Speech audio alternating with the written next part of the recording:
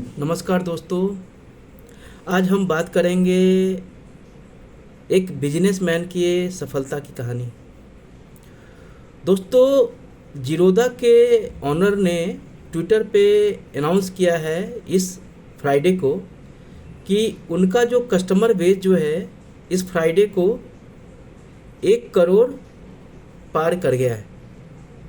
और दोस्तों, सिर्फ 12 साल के अंदर में इस बेंगलोर बेस्ड कंपनी ने इस लैंडमार्क अचीवमेंट किया है।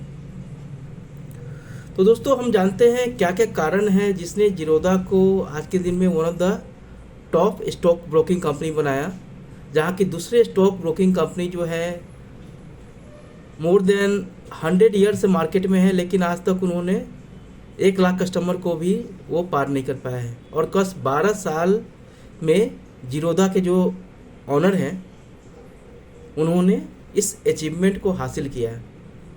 तो सबसे बड़ा श्रेय जो वो देते हैं वो दे रहे हैं आधार। दोस्तों, आधार के आने के कारण जो प्रोसेस जो है काफ़ी स्मूथ हो गया है और आज के दिन में मिनटों में डीमैट अकाउंट खुल जा रहा है और लोग ट्रेडिंग स्टार्ट कर दे रहे हैं। तो उनका ये कहना रहा है। और दोस्तों, सबसे बड़ा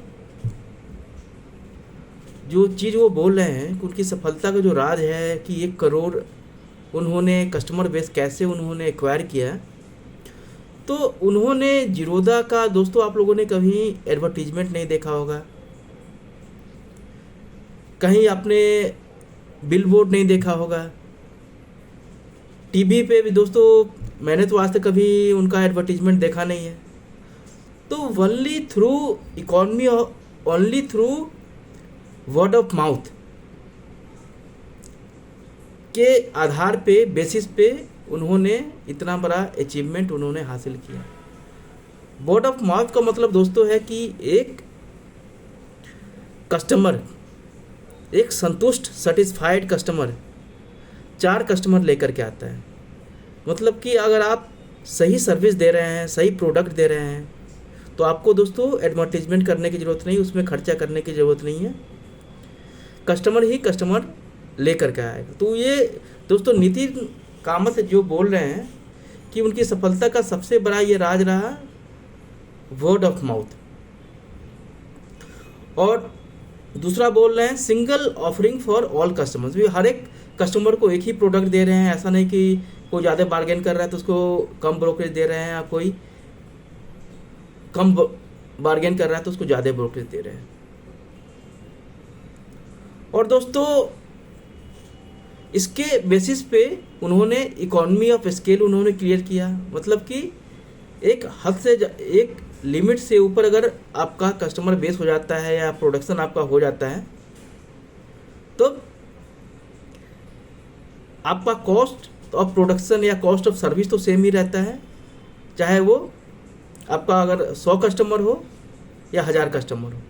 और जितना ज़्यादा दोस्तों इकोनॉमी ऑफ स्केल बढ़ेगा उतना ज़्यादा हमारा कॉस्ट ऑफ प्रोडक्शन कम होगा, हमारा सर्विस कॉस्ट कम होगा। मतलब वो कहते हैं कि जब उनका कस्टमर बेस जो 20 लाख कस्टमर बेस था, उस कंडीशन में जितना उनका खर्चा होता था, आज के दिन में 1 करोड़ कस्टमर बेस होने के बाद भी उनका सेम ही खर्चा है। मतलब कि आप 80,000 जो 80 लाख जो है कस्टमर बेस जो है उस पर आपको कोई खर्चा नहीं करना जा रहा है, मतलब कॉस्ट सेविंग आपकी हो रही है। तब दोस्तों संक्षिप्त में लास्ट में मैं बताना चाहूँगा वो अपना जो, अगर आप उनका वर्ड ऑफ माउथ रहा है, सफलता का राज रहा है, जिसमें उनको कस्टमर को डेली कॉलिंग करने की ज़रूरत नहीं उनको पड़ी, पुश नोटिफिकेशन की ज़रूरत नहीं पड़ी, ट्रिगर ट्रेड की ज़रूरत नहीं पड़ी, अकाउंट ओपनिंग की ज़रूरत नहीं पड़ी।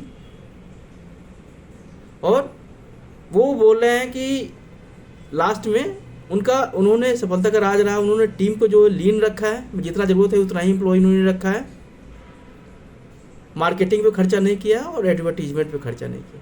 तो दोस्तों आज के लिए यही कहानी है, फिर आपसे मिलते हैं नए जानकारियों के साथ में नए यूट्यूब वीडियो में। तब तक नमस्कार।